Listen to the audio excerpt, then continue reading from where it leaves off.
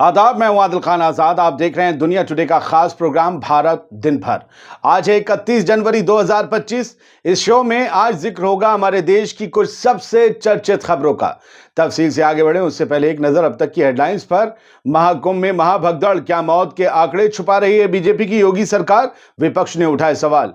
किसके अपमान पर बीजेपी हुई आग बबूला? पप्पू यादव ने तो मर्यादा की हदें कर दी पार।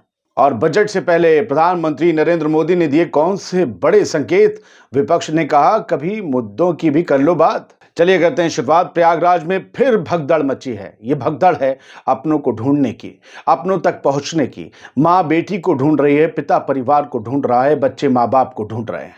थाने से अस्पताल, अस्पताल से थाने, दिन भर बस यही चक्कर काटने को मजबूर हैं लोग। हर तरफ रोते बिलखते लोग। न जाने कितने अस्पतालों में हैं भर्ती और न जाने कितनों की हो चुकी है मौत।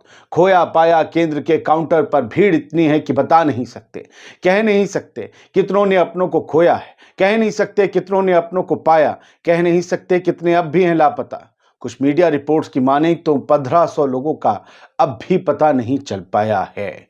लोगों का तो यह भी कहना है कि यूपी में बीजेपी की योगी सरकार मौत के आंकड़े तक छिपा रही है। कई मीडिया रिपोर्ट्स में भी खुलासा हुआ है कि मौत के आंकड़े सोच से भी कहीं ज्यादा हैं।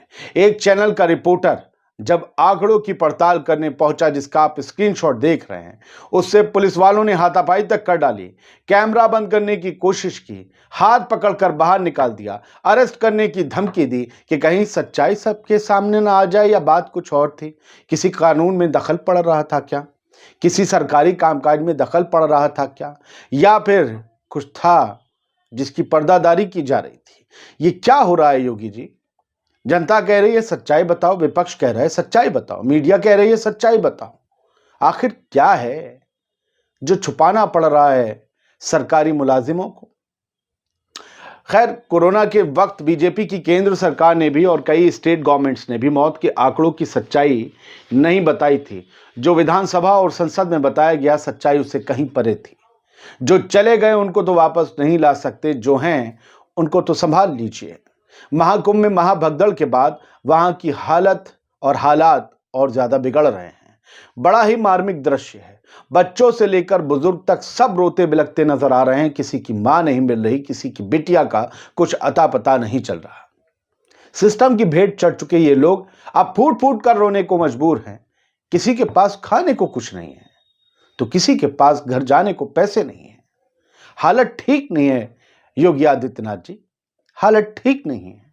ये जनता है, ये आपके प्रदेश की भी जनता है, ये उस देश की भी जनता है जिस देश पर हुकूमत आपकी पार्टी की है। ये ठीक नहीं है। इस आपदा में एक अच्छी तस्वीर भी दिखी। कुछ नफरती सियासतदान दिन रात हिंदू मुस्लिम करते हैं, हिंदू मुस्लिम के नाम पर शाब्दिक उग्रवाद फैलाते हैं। उन चिंटू मिंटू संगठन के लोगों और उन राजनीतिक पार्टियों के उस तरीके के नेताओं को प्रयागराज के सौहार्द के संगम से भी कुछ सीखना चाहिए, कुछ यहां से भी लेना चाहिए। उन्हें भी प्रयागराज आकर एक डुबकी प्यार और इंसानियत के नाम पर लगानी चाहिए। प्रयागराज में फंसे लाखों लाख लोगों की मदद, यूं कहें कि लाखों करोड़ों लोगों की मदद हर धर्म के लोग हाथ बढ़ाकर कर रहे हैं। इंसानियत और भाईचारे की मिसाल पेश करते हुए मुस्लिम भाई बंधुओं ने तो मस्जिदों तक के दरवाजे खोल दिए, घरों के दरवाजे खोल दिए, मदरसों के दरवाजे खोल दिए, अपने दिलों के दरवाजे खोल दिए। ये वही हैं जिनको दरवाजा बंद करके पाकिस्तान भेजने की धमकी दी जाती है। करोड़ों पीड़ितों को खाना खिलाया उन्होंने और छत दी, जबकि भगदड़ के वक्त कहा जाता है, इल्जाम है कि वहां मौजूद आश्रम, मठ और अखाड़ों ने अपने दरवाजे बंद कर दिए थे। ये दावा खुद यूपी सरकार के लिए पेड पीआर वीडियो बनाने वाली तानिया मित्तल ने किया। अब आप समझ सकते हैं, नफरत दो मजहब के बीच नहीं है, इंसानियत के बीच नहीं है, तो फिर क्यों पार्टियां अपने फायदे के लिए ये नफरती बीज बोलती हैं, ये शिगुफे रोज रोज जो छोड़ती हैं? अब बताओ ना, बहू बेटियां सब क्या खतरे में नहीं? कौन गया मदद करने? ये लिख रहे हैं सोशल मीडिया पर लोग कि सीखिए, पेड पीआर करने वाले कह रहे हैं कि मस्जिदों ने दरवाजे खोल दिए। खैर, बढ़ते हैं आगे। एक शर्मनाक खबर की तरफ बढ़ते हैं। मुझे शर्म आई थोड़ी। लाख गिले शिकवे हों, लेकिन शब्दों और संवैधानिक पद की मर्यादा तो हमेशा बनी रहनी चाहिए। लेकिन विपक्ष के कुछ नेता हैं कि मानते ही नहीं। साहब, हम तो जैसे हैं वैसे ही रहेंगे, ये उनका मोटो है। मौका था 18वीं लोकसभा के बजट सत्र के पहले दिन का। राष्ट्रपति द्रौपदी मुर्मू ने संसद के दोनों सदन लोकसभा और राज्यसभा के जॉइंट सेशन में अभिभाषण दिया।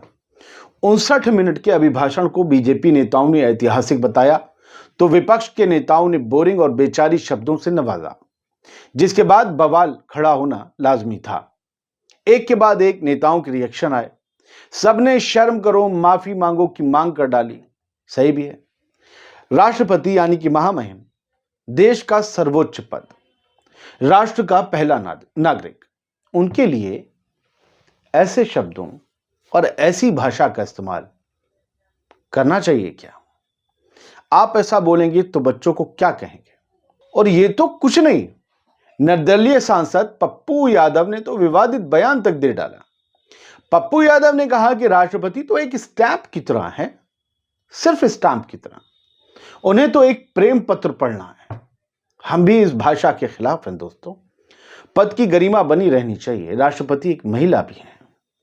आप जिसके लिए बोल रहे हैं वो कोई गली मोहल्ले का शख्स नहीं है, वो देश की सबसे बड़ी शख्सियत है, क्योंकि वो राष्ट्रपति हैं।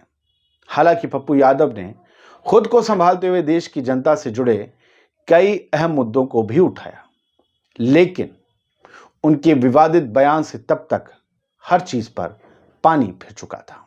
अब बात आम आदमी से जुड़ी हुई, आम आदमी पार्टी नहीं, आम आदमी से। अमीर इस देश से पैसा लेकर भाग जाता है, गरीब सुबह से शाम तक भाग भाग कर मर जाता है। मध्यम वर्ग तो कोलू का बैल बन गया है, जितना चलता है उतना पाता है, टैक्स भी कटाता है। महीने के आखिर में कितना बच पाता है ये सवाल कर लो तो कोई पचा नहीं पाता है। फिर भी पीएम मोदी ने कहा है कि मां लक्ष्मी की कृपा देश के गरीब और मध्यम वर्ग पर बनी रहे। तो हे मां लक्ष्मी, आपसे विनती है कि जो कृपा हम पर बनी हुई है या जो कृपा मध्यम वर्गीय और गरीब पर बनी हुई है, तो अब से वैसी ही कृपा केंद्र और भाजपा की तमाम राज्य सरकारों पर भी बनी रहे। बुरा क्या है? सरकार जैसे हमारे अच्छे दिन लाई है, आम आदमी कह रहा है, सरकार जैसे हमारे अच्छे दिन लाई है, वैसे ही अच्छे दिन इस सरकार के भी आए। पीएम की दुआओं के बदले यही है हमारी दुआएं। खैर, पीएम ने कहा है कि युवा देश है, युवा शक्ति है। देखा जाए तो उन्होंने सही कहा है। तभी तो हमारे युवाओं की शक्ति का डंका इस्राएल और रूस जैसे युद्ध क्षेत्रों में बज रहा है, और हमारे देश में युवा बेरोजगारी का रोना रो रहे हैं। 100 वैकेंसी के लिए 3000 लोग लाइन में खड़े होते हैं कि शायद मुझे नौकरी मिल जाए, शायद मेरे परिवार का भला हो जाए, शायद मेरे भी अच्छे दिन आ जाएं। लेकिन कमबख्त ये अच्छे दिन, अच्छे दिन काला धन और भगौड़े लोगों की तरह आने का नाम ही नहीं लेते। फिर भी मोदी जी ने कहा है कि गरीब और मध्यम वर्ग पर देवी की कृपा है। कहा है तो मान लेते हैं। इस बार भी मानने में क्या जाता है, 2014 से मान ही रहे हैं। मोदी ने कहा है तो कुछ तो होगा। खैर, इसमें तो इतना ही था इस बुलेटिन में। बहुत बहुत शुक्रिया। सलामत रहिए, खुश रहिए।